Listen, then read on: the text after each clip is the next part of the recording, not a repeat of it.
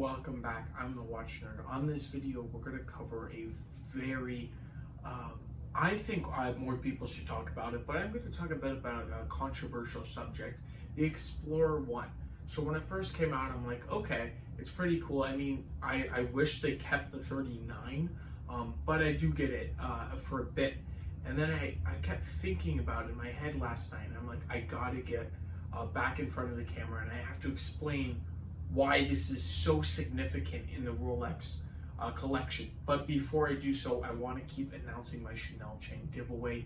I'm going to be giving this out to you as soon as we hit 1,000 subscribers. So if you want to be entered, there's the 4 steps in the description below. So let's first start talking about the Explorer 1. This is a fantastic watch. It really came into light because when they climbed out Mount Everest, Sir Edmund Hillary was wearing a Rolex Oyster Perpetual with that dial. It was a white face, and I will pop up some pictures. There was a great ad campaign, and I believe they started in the 60s, maybe 50s, late 50s, 60s, with the Explorer name. I believe it was in the 60s though. And they ran with it. It became only blackface. And they kept the 36mm case for a very long time. Recently, they made it to 39 for 2 generations. One was 6 years, and they say it's collectible. If it runs for 6 years with Rolex, I don't think it's going to be a like crazy collectible. Especially Rolex people like to find the little nuanced things. If you do find something that ran for 1 year, like the Blackout Explorer, that ran in 1999. I'm pretty sure. I'll pop up a picture though, and I will tell you the date. Maybe 98. That's a cool watch where the numerals are black. A quick wristwatch check. Speaking of blackface, I'm wearing a blackface Daytona here. Very cool watch. I always put on the Daytona, and you will see a video soon on the Daytona. But going back to this Explorer, why is this so concerning? So I believe this, I'm 99% sure. This is the first time where Rolex goes out, they have a line, say it's the Datejust, right? And then they made the Datejust exclusively in 41, and they go back to 36. Now that's not the case. They always ran with the 36 or 41 option, which is pretty, that's awesome. And I don't know why they didn't go the same route with the Explorer, or not the same route. Because when you discontinue, Rolex does, I should say, they very rarely put it back in the same size. That's what makes it very special. And it didn't happen once during this time, but this is a little less significant. They brought back the Batman on the Oyster bracelet, which is the Batman to me. The Jubilee is not a Batman in my mind. It's the Batgirl, or whatever you want to call it, but it's not the Batman. The Batman is on the Oyster bracelet. When they brought that back and they did the Explorer 1, it kind of should awake us as collectors.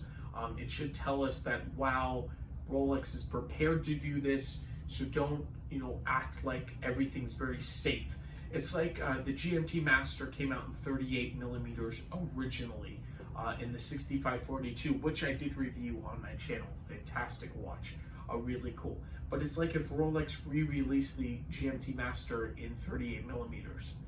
That would be a disaster for the people that had a 38mm one. Of course, it would be special still because it's vintage, but you could still go and buy a new one, right? 6450 retail, the Explorer. I don't think it's going to trade that much higher than retail, especially being the 36mm what it is. I mean, it is a fact that watches have been getting bigger for a long time. Even Rolex acknowledges that with the expansion into 39, with the Air King going up to 40 millimeters. And it's kind of like if they re-released, the original Air Kings, kind of the same type of method. Yes, I get it. It's not as long, discontinued till now. It did get discontinued in the early 2000s, the 36, then it moved to 39. 39 was fantastic. I did talk to my AD about it, and they're like, yeah, we gave it to people that just wanted to steal a model, and everybody's happy with that watch. You can't go wrong with an Explorer. and at the same time, it's not as unique as a Rolex, but it's versatile. I mean, you can buy an Explorer, and that could be your only Rolex. I mean, you could buy a Datejust, and that could be your only Rolex. So, you know, it's all subjective, but at the same time, that dial, that case, the way it is, it's a beautiful watch, truly awesome watch.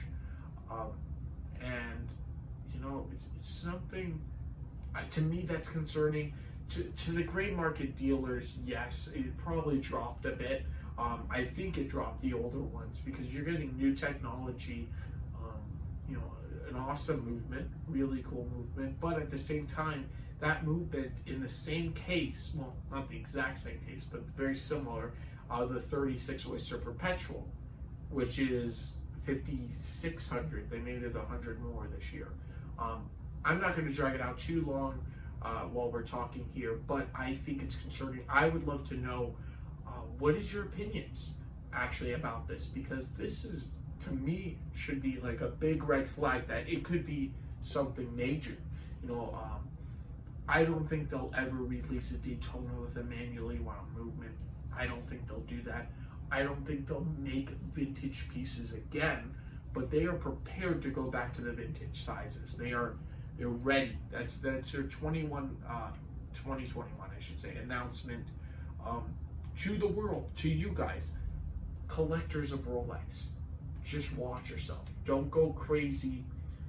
If something goes up in size and it's never going to go down, this just proves it. So that's my whole conversation done. Sort of a warning, sort of what I feel. Now, you could feel something different, but the bracelet too on the Batman, I think they should have brought back the bracelet. I agree with them on the bracelet, but the Explorer, not so much. They changed that whole watch to, having them next to each other, very similar. So that's my opinion on that. I would love to know yours in the comments down below. If you do want to win the Chanel chain giveaway, just follow the 4 steps and I will announce the winner as soon as we hit 1,000 subscribers.